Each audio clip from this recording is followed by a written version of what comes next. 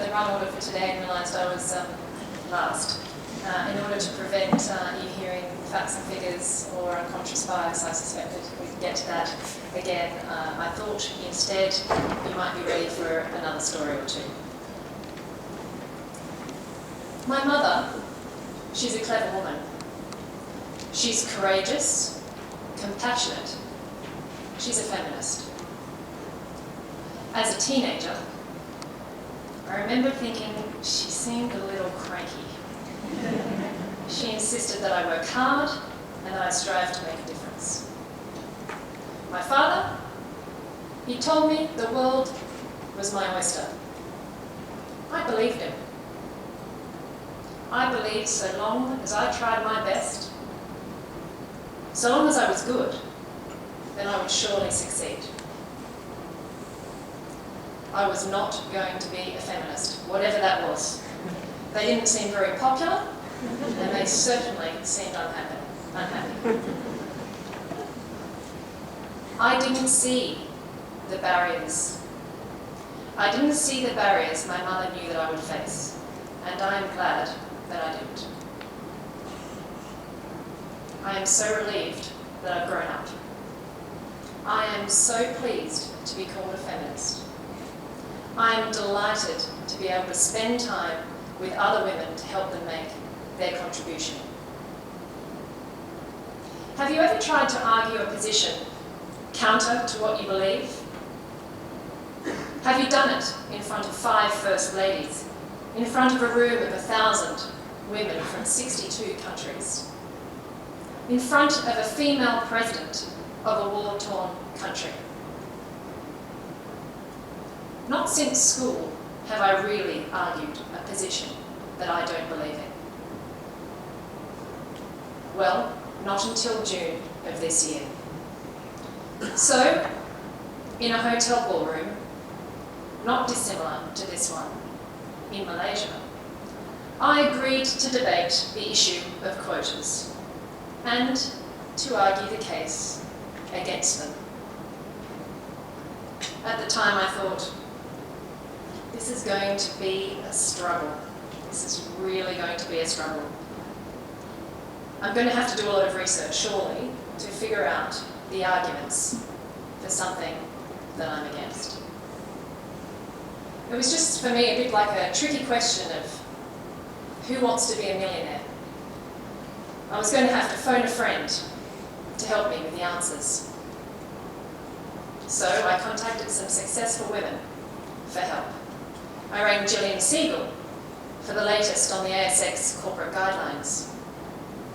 I rang Elizabeth Broderick to understand where she was up to in her work. And of course, I rang Anne Sherry. And for those of you who don't know, Anne is really responsible in Australia for the paid maternity leaves, paid maternity leave provisions that we really enjoy today.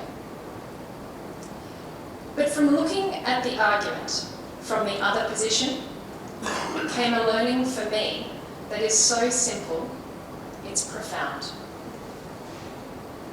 There is very little difference between me, who believes in the need for an interruption in Australia in the form of quotas, and a woman who is violently opposed to them. In fact, the main difference is almost as simple as how long she is prepared to wait to see the same outcome that I want to see. I have yet to meet a woman who would be prepared to wait for another generation to see equality in management and the boardroom.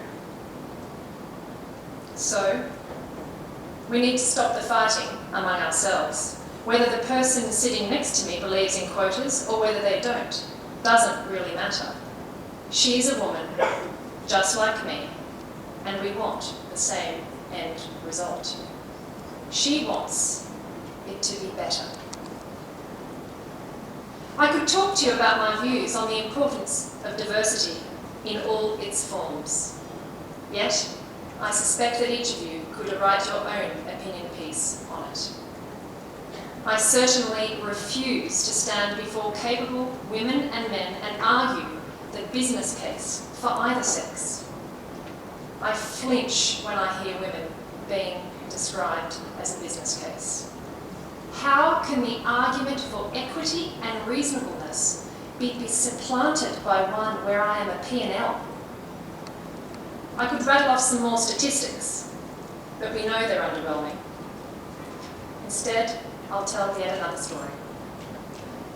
In 2007, a hard-working virologist, Ijad Madish, sat in his laboratory in East Berlin.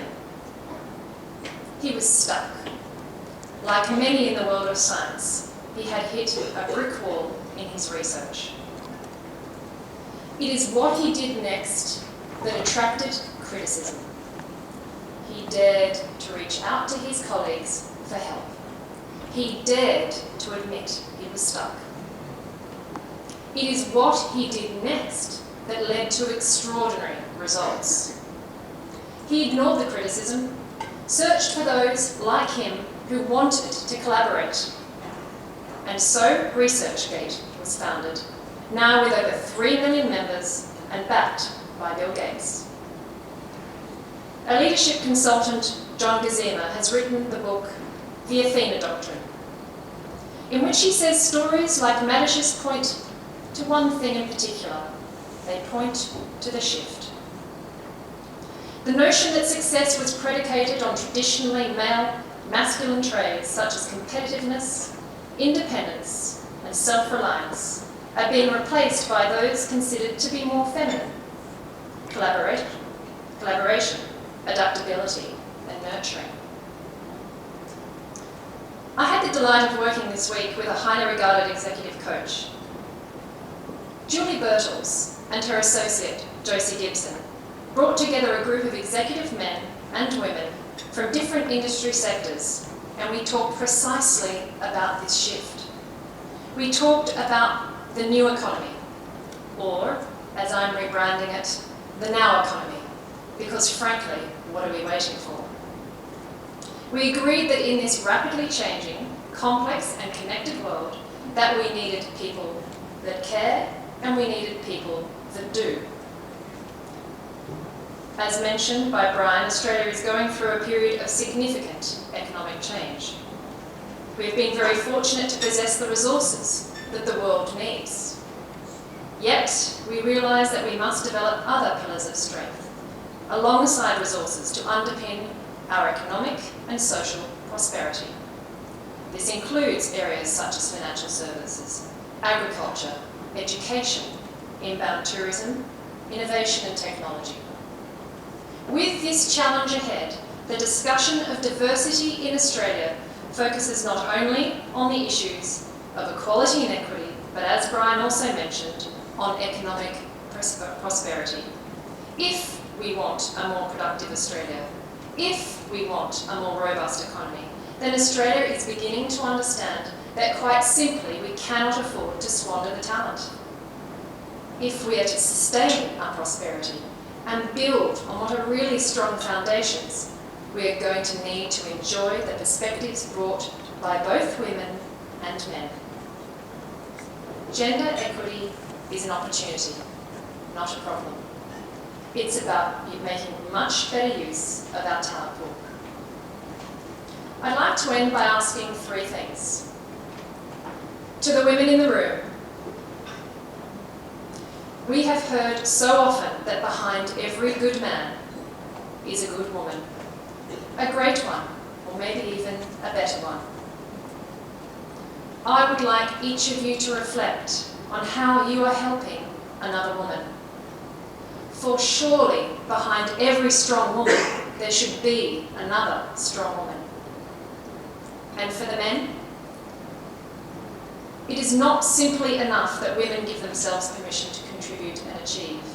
It is not simply enough for the women around them to give them permission. People like me, women, need the permission of the broader business community, many of them men. And so I ask, finally, each one of us to go back to our organisations and think about how economic prosperity can be unlocked for Australia by embracing diversity. Go back to your organisations and homes and give permission to the women around you to succeed. Then go beyond that. Encourage your female colleagues and friends and daughters and nieces to aspire to achieve. Give them permission and give them support. In the words of Edith Wharton, there are two ways of spreading the light: to be the candle or the mirror that reflects it. Thank you.